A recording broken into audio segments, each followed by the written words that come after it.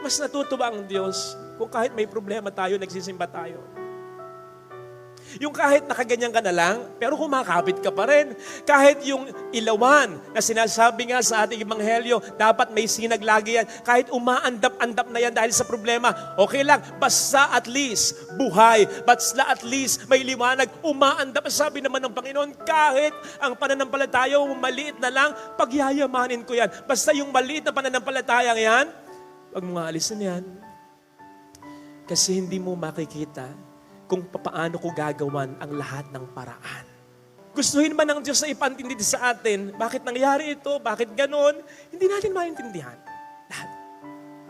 Pero ang mahalaga, may nakakakita para sa atin ng lahat, may nakakaintindi para sa atin ng lahat, at unti-unti, ibibigay niya sa atin yan. Basta kapit lang, all things will work out.